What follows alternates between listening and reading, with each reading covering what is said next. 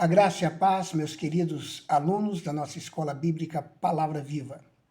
Hoje vamos dar continuidade ao nosso curso Panorama Bíblico e hoje nós vamos estudar Gênesis, capítulo 38, do versículo 1 a 30. E vamos falar sobre Judá e Tamar, também sobre a descendência em Pérez ou Farés, com a mão de Deus. Em Gênesis 38, de 1 a 30, a palavra de Deus diz que nesse tempo Judá desceu de entre seus irmãos e entrou na casa de um adulamita, que se chamava Ira. E viu Judá ali a filha de um cananeu que se chamava Suá. Tomou-a por mulher e esteve com ela. Tornou ela a conceber e teve um filho a quem ele chamou Onã. E teve ainda mais um filho e chamou-lhe Selá. Estava Judá em Quezibe, quando ela o teve. Depois, Judá tomou para seu primogênito, uma mulher por nome Tamar. Ora, o primogênito de Judá, era mau aos olhos do Senhor, pelo que o Senhor o matou. Então disse Judá a Onã: toma a mulher de teu irmão, e cumprindo-lhe o dever de cunhado, suscita descendência a teu irmão. Onã, porém, sabia que tal descendência não havia de ser para ele, de modo que toda vez que se unia a mulher de seu irmão, derramava o sêmen no chão, para não dar descendência a seu irmão. E o que ele fazia era mau aos olhos do Senhor, porque o matou também a ele. Então disse Judá a Tamar, sua nora: conserva-te viúva em casa de teu pai, até que Selá, meu filho, venha a ser homem, porquanto disse ele, para que porventura não morra também este, como seus irmãos. Assim se foi Tamar e morou em casa de seu pai.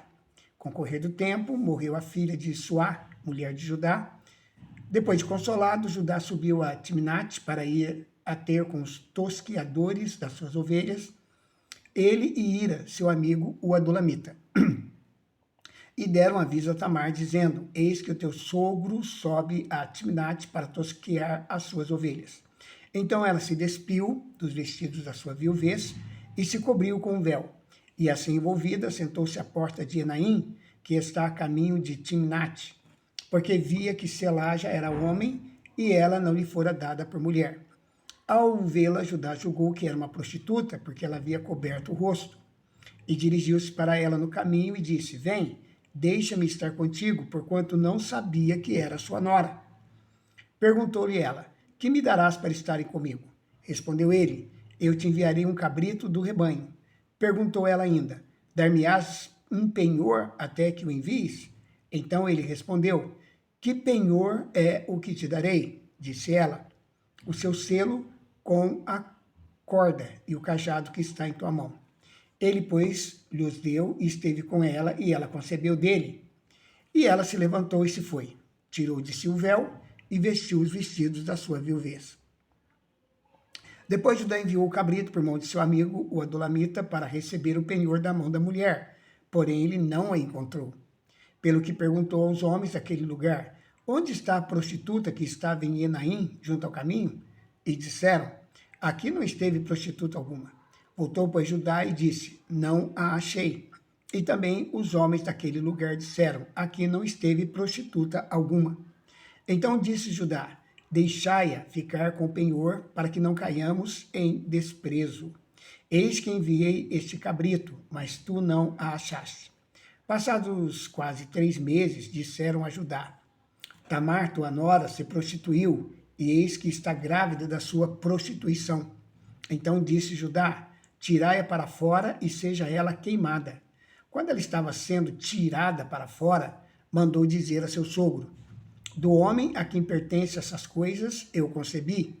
Disse mais: reconhece, peço-te, de quem são estes, o selo com o cordão e o cajado. Reconheceu-os, pois, Judá, e disse: ela é mais justa do que eu, porquanto não a dei a meu filho Selá. E nunca mais a conheceu. Sucedeu que ao tempo de ela dar à luz, havia gêmeos em seu ventre. E dando ela à luz, um pôs fora a mão, e a parteira tomou um fio encarnado e o atou em sua mão, dizendo: este saiu primeiro. Mas recolheu ele a mão, e eis que seu irmão saiu. Pelo que ela disse: como tens tu rompido? Portanto, foi chamado Pérez. Depois saiu seu irmão, em cuja mão estava o fio encarnado, e foi chamado Zerá. Meus amados alunos, então vamos conversar um pouco sobre esse caso bem estranho, né? Que aconteceu na vida de Judá. Este capítulo é nitidamente um contraste entre o caráter moral de Judá e o caráter moral de José. Então, o motivo dessa história estar inserida dentro da história de José é para mostrar realmente a diferença de caráter entre Judá e o seu irmão José. A falta de integridade de Judá resultou em contenda e decepção na família. No capítulo 39, vamos ver a integridade de José e as sábias escolhas que refletiram seu caráter piedoso. Sua lealdade foi recompensada com bênçãos ainda maiores do que se poderia imaginar, tanto para ele quanto para sua família. Neste capítulo também é levantada a questão acerca da lei que determinava que uma viúva deveria casar com alguém da família. Essa lei é explicada em Deuteronômio 25, do versículo 5 a 10. O seu propósito era assegurar que a viúva, sem filhos, pudesse ter um filho que receberia a herança do seu falecido marido e que, em troca, cuidaria dela. Então, era uma lei que dava uma defesa, uma proteção à mulher viúva, de tal maneira que ela pudesse ter um filho que iria cuidar dela no futuro. Como o filho de Judá, marido de Tamar, não possuía filhos, não houve linhagem familiar através da qual a herança e a bênção da aliança pudessem continuar. Deus matou Onã, porque este recusou-se a cumprir a obrigação para com seu irmão Itamar. Uma outra questão que esse texto levanta é a aparente banalização da prostituição. Porque essa história parece banalizar tanto a prostituição. As prostitutas eram comuns nas culturas pagãs. As prostitutas públicas serviam às deusas cananeias e eram elementos comuns nos cultos religiosos. Então havia muita prostituição cultural naquela época. A fornicação era encorajada como finalidade de melhorar a fertilidade em colheitas e rebanhos. Elas eram mais respeitadas do que as prostitutas particulares, que ao serem apanhadas eram normalmente punidas. Mas as prostitutas cultuais, muitas vezes, eram consideradas como se fossem até mesmo sacerdotisas de determinadas deusas ou deuses. Tamar foi impelida a seduzir Judá devido ao seu forte desejo de ter um filho e ser a matriarca da linhagem de Judá. Judá foi dirigido por sua cobiça, e nenhum dos casos eram justificáveis. Ambos estavam errados. Uma outra questão acerca da forma de encarar a prostituição é a seguinte: por que Judá foi tão aberto em suas relações com a prostituta e pronto para executar a sua nora por ser uma? Parece um contrassenso, não é verdade? Para compreender essa aparente contradição, precisamos entender o lugar da mulher em Canaã. Sua função mais importante era ter filhos. A relevância da mulher era ser mãe. Uma mulher que não pudesse ser mãe não tinha muito valor. E esses filhos iriam perpetuar a linhagem familiar. Para assegurar que os filhos pertenciam ao marido, a noiva teria que ser virgem e a esposa manter relações somente com o marido. Se a esposa cometesse adultério, ela deveria ser morta. No entanto, algumas mulheres não pertenciam a famílias. Elas poderiam ser prostitutas comuns, sustentadas pelos homens que utilizavam seus serviços. Seus filhos não possuíam herança e os homens que as contratavam não adulteravam qualquer linhagem familiar. Então, havia realmente uma banalização da prostituição dentro da cultura cananeia. Judá não viu problema em contratar uma prostituta por uma noite, e além disso, ele podia pagá-la.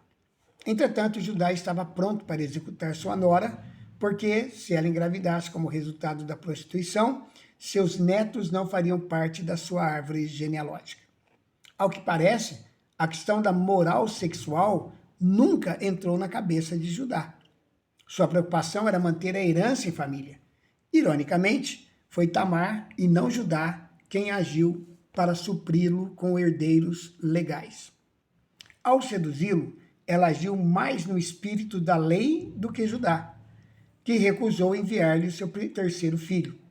De forma alguma, a história insinua que Deus fecha os olhos à prostituição. Por toda a Escritura, a prostituição é condenada como sendo um sério pecado. Uma revelação da graça se manifestando no Antigo Testamento é o fato de que, apesar de toda essa confusão provocada pelos pecados de Judá e Tamar, ambos são ancestrais diretos de Jesus Cristo. Isso nós vamos ver em Mateus capítulo 1, do versículo 1 a 6, Judá e Farés na genealogia de Jesus. Então aqui nós vemos algumas questões importantes que demonstram que realmente Deus não é favorável à prostituição, né? Mas ela era encarada de uma forma muito banal na terra de Canaã. E Judá demonstra, então, um caráter bem diferente do caráter de José. No nosso próximo estudo, nós vamos falar sobre José no Egito. Vamos ver, então, o que aconteceu com José na casa de Potifar, a casa para a qual ele foi vendido como escravo, né? E aqui nós vemos que Tamar, né, agindo realmente, ela não teve uma atitude correta, mas a intenção dela realmente era boa e acabou favorecendo a linhagem de Judá. A grande lição que nós tiramos de tudo isso, meus irmãos, é que nós não podemos banalizar o pecado. O pecado precisa ser encarado com seriedade em nossas vidas, né? Tanto Judá como Tamar, eles provocaram situações muito erradas, independentemente do fato de que a intenção fosse correta por parte de Tamar, mas o pecado estava presente ali. Ela quase que foi morta, né? Por pouco que ela não foi executada por causa do adultério e da prostituição, como também Judá carregou por toda a vida a vergonha de ter sido negligente com relação à sua própria geração, negando o filho a Tamar, que era direito dela previsto pela lei. Então, o pecado, ele sempre vai ser um problema em nossas vidas. Que nós possamos tratar seriamente com o pecado em áreas específicas da nossa vida e possamos viver de uma forma digna. Isso nós vamos ver na vida de José. José também cometeu erros, José também cometeu pecados, sim, né? Mas ele procurou o melhor caminho, o caminho de se corrigir e desenvolver, mesmo no meio de grandes adversidades, uma vida íntegra e piedosa, né? Desenvolvendo um relacionamento íntimo com Deus. Amém? Que Deus o abençoe, que a graça e a paz do Senhor Jesus esteja presente na sua vida, meu querido aluno, minha querida aluna. Eu oro para que você seja muito abençoado, que a bênção do Senhor esteja sobre a sua vida, que você seja uma pessoa que sempre trate com seriedade a questão do pecado na sua vida, busque uma vida de santidade e ande sempre na presença de Deus. Que Deus o abençoe ricamente, em nome de Jesus. E, por favor, você que gostou desse vídeo, que foi abençoado pelo vídeo, não esqueça, por favor, de curtir. Nós temos recebido poucas curtidas, viu? Eu fico até preocupado, né? Mas curta o nosso vídeo. Não custa nada, é apenas apertar o dedinho e você vai poder estar curtindo e nos ajudando a crescer, né? Para ajudar o nosso canal a crescer. Nós temos um objetivo. Não é sucesso, não é termos milhões de seguidores somente para ostentar isso. Não, nós queremos sim ampliar a nossa capacidade de pregar a palavra de Deus, ensinar a palavra de Deus, alcançar o maior número de pessoas que pudermos. Por isso, procuramos a cada dia melhorar mais o nosso trabalho aqui no nosso canal. Que Deus abençoe você, curta o nosso like, compartilhe nas redes sociais e se você ainda não é inscrito no canal, inscreva-se. Queremos aumentar o número também de inscritos em nosso canal para que nós possamos ter mais pessoas tendo acesso a esse material. Um forte abraço, Deus abençoe a todos e até a nossa próxima aula aqui no curso Panorama Bíblico, na nossa Escola Bíblica Palavra Viva.